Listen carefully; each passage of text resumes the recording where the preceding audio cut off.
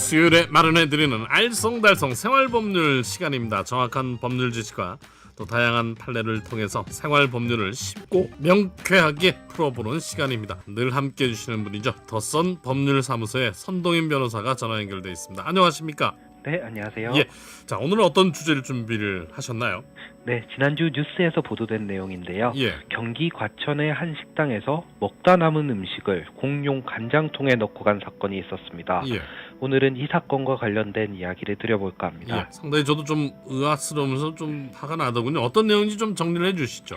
네, 경찰에 따르면 이 손님은 오후 3시부터는 휴식 시간이니 식당에서 나가달라 이런 요청에 불만을 품고 먹고 있던 만두 전골 국물을 숟가락으로 떠서 간장통에 집어넣었다고 합니다. 네. 보통 식당에 가시면 테이블 위에 조그만 간장통을 올려놓고 조금씩 따라서 양념으로 사용하곤 하지 않습니까? 예, 예. 이렇게 올려놓은 간장통의 뚜껑을 열어서 그 안에 먹다 남은 국물을 집어넣은 것이죠.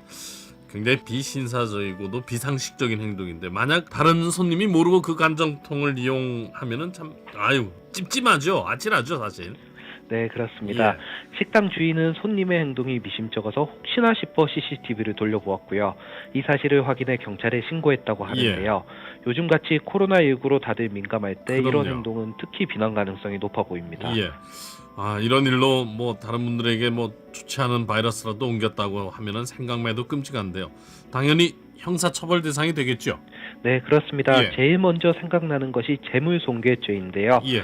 타인의 재물을 손괴한 경우에 성립하는 범죄입니다.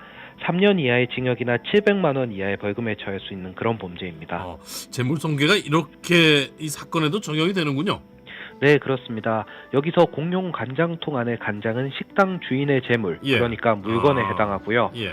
간장에 먹던 국물을 넣으면 그 안에 있는 간장은 다 버려야 하지 않습니까? 예. 그러니까 재물을 손괴한 것으로 처벌할 수 있는 것입니다. 네. 혹시 뭐 전염병도 있을 수도 있고 해서 이와 관련한 뭐 처벌이 이루어지지 않을까 싶은 생각도 드는데 어떻습니까? 네, 충분히 그럴 수 있는데요. 네. 이런 문제로 시민들의 불안감이 더 커지고 있는 것 같습니다. 하지만 감염병 예방법 위반으로 처벌되기 위해서는 이 일을 한 사람이 코로나19 확진자이거나 예. 자가격리자여야 합니다. 예. 이러한 조건에 해당하지 않는 사람이고 기존에 뭐 다른 전염성 질환을 앓고 있었다는 등의 특별한 사정이 없다면 감염병 예방법 위반으로는 처벌이 쉽지 않을 것 같습니다. 그렇군요. 예. 그래도 시민들을 좀 불안하게 만들었다는 점에서 또 그 처벌 규정이 마땅치 않아 재물 손괴로 받기는 처벌이 어렵다는 얘기가 조금 쓸쓸하기만 하네요. 예.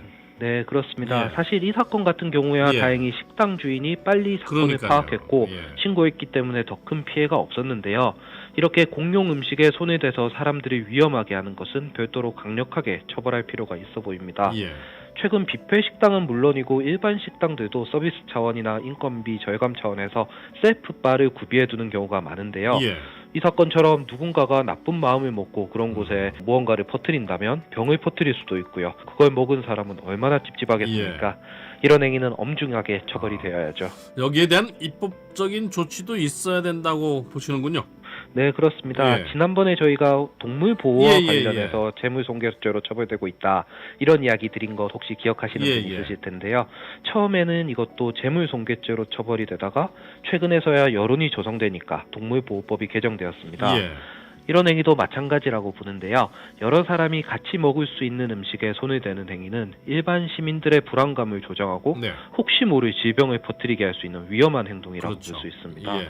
식품위생법 같은 법률을 개정할 때 업주들에게 책임을 부과하는 것도 필요하지만 예. 이러한 사건으로부터 업주나 시민들을 보호할 수 있도록 강력한 법률을 제정하는 것도 필요해 보입니다. 예.